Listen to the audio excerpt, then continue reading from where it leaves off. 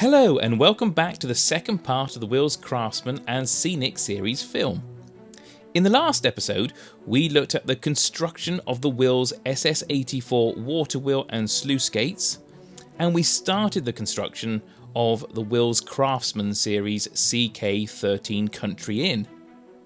In this episode, we will be continuing with the build of the CK13 kit, and completing the diorama and installing the water wheel and sluice gates in position.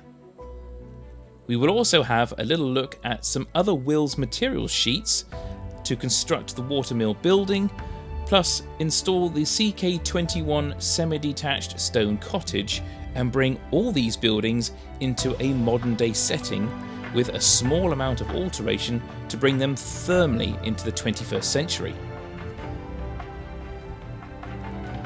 So let's pick up from where we left off, with Jeff having painted and assembled the walls. Next he installs the doors and windows. There are different versions available in the packaging which you can choose from to help change the look and the feel of your pub. Jeff also cuts out the glazing from the plastic packaging and paints and fits the doors. When all the doors and windows have been fitted, he then adds some structural off-cut pieces of plastic to firm up the joints. Then he cuts the corner fillets and prepares them for fitting in place. Bit by bit, Jeff brings all the different components of the walls together to start forming the basic shape of the building. Using the corner fillets as he goes, plus a set square to help achieve a 45-degree angle, because we don't want any wobbly walls. Next he installs the wooden floor above the covered way. When the glue is set, he then continues with the other end of the building and using a square to make sure all the walls are straight. Whilst Jeff is making good progress in the Country Inn, I make a start on the Scenics for the diorama. I start by cutting away the foam and building up the embankment, and sealing the reservoir with Das clay in preparation for painting. I've also cut a length of the new SL103 Code 100 concrete sleeper track to the correct length, and I'm ready to begin painting. I'm using Artist's raw umber acrylic, which can be purchased from your local model shop. I'm using this paint to cover all the white areas on the diorama before I apply static grass and other scenic details.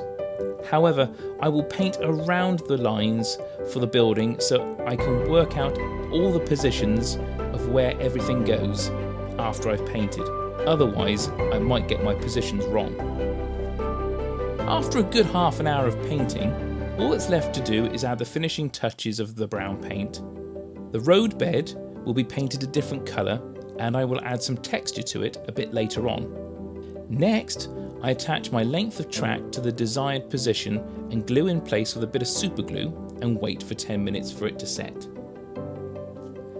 Then I add the PECO weathered ballast using a teaspoon and a brush to position the ballast into place, making sure I've covered up all the little gaps and have a good ballast shoulder on the edge. Then using a pipette, I dribble watered down PVA glue, but you can use ballast fixed-in glue if you wish, making sure all the ballast is covered with a good amount, but taking care not to overload the ballast too much with adhesive to avoid it dribbling down the side of the embankment. Now I turn my attention to the road bed. I paste more ballast cement or PVA glue, whichever you prefer, in position where I wish the road to be, making sure I slightly overlap the brown paint so none of the white bits show through. Then I take a bag of chinchilla dust and sprinkle it all over the glue on my road through an old tea strainer to remove any large lumps and get a nice even coating, and then leave it to dry. When the glues have all dried, I use a hoover and a soft brush to remove any loose chinchilla dust and any ballast, ready for painting. Whilst I carry on with the Scenics, Jeff continues with the next step of the Craftsman build. He fits internal strengtheners using offcuts from the leftovers of the wheel's material sheets and positions them like this. Next, Jeff turns his attention to the chimney pots. He removes them from their spurs and glues the two halves of each chimney pot together. Once they are dry, he takes a small pin vise and carefully drills out the inside to form a hole, giving the impression of a real opening at the end of the chimney pot. He starts off with a smaller pin vise and then builds up to a larger diameter, taking care not to injure his fingers. Next, he attaches the chimney pots to the chimney stack and attaches the chimney breast to the main building. Because we're taking this building and putting it in a more modern setting, only one chimney stack is required. This is because most modern pubs now have had all their smaller rooms made open plan with a larger bar area adequate for more seating and tables. With the removal of these walls, that means the chimneys have to go. Next, Jeff begins to cut out the roof. To make this a little easier, he uses a section of square plastic tube cut to length and places it in position at the apex to help keep the shape and add a bit more rigidity. Again, Jeff returns to the paper templates to help cut out the right shape for the different roof spans, again making sure they're slightly oversized so he has material to remove if required. After painting the roof with base primer, he attaches the tile sheets to the roof, checking all the time and making tiny adjustments as he goes.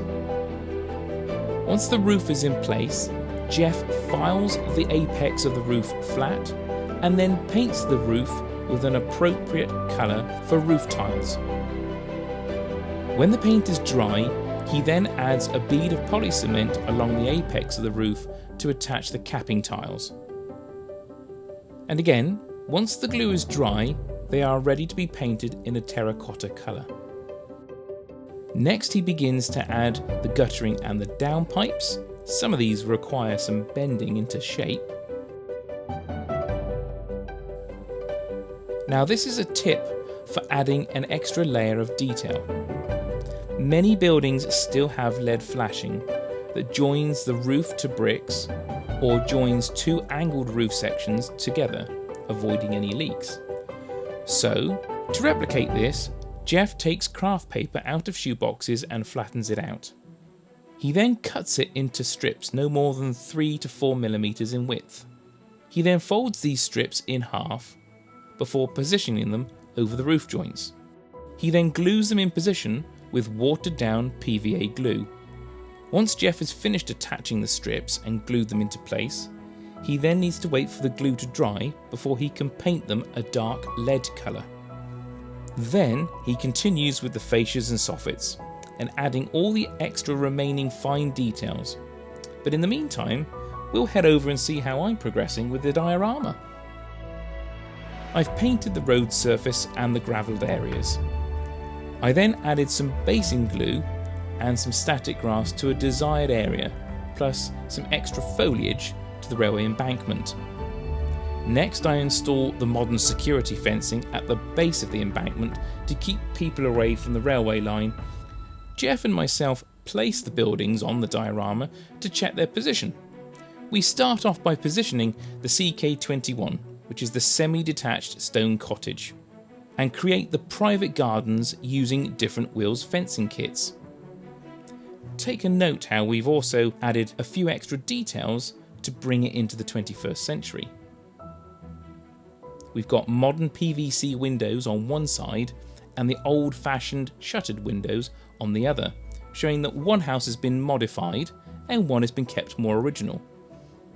I've added coloured plants and shrubs, plus people, and we've built a carport on the end to bring these buildings into a modern state. And for the roof, we used corrugated glazing from the wheel's material sheets, the SS84 Water. To construct the end section of the scratch-built mill, which is attached to the water wheel and sluice gates, we used the Victorian stone paving SS84 221 around the base of the building. And for the lower portions of the walls, we used coarse stone, SSMP 200, and for the corner edging, we used the SS76 coins. For the upper portion of the building, we used the clapboard, the SSMP 213, and for the roof, we used corrugated iron, SSMP 216. We used a leftover window from one of the Craftsman kits, and that is all we used to create this mill building. Next, I turn my attention to adding some texture to the bottom of the reservoir. I have painted more colours, but I would like to add some texture. So I will be using some WWS Scenics Army Fine Sand with rocks and debris, plus their textured mud paints, and then I'll leave it to dry. Now all that's left to do is add the water to the sluice gates and the reservoir. For this I will be using the WWS Scenics modelling water system. First I start off with the deep cast water. This is a 2-part resin that you mix and pour to the required depth.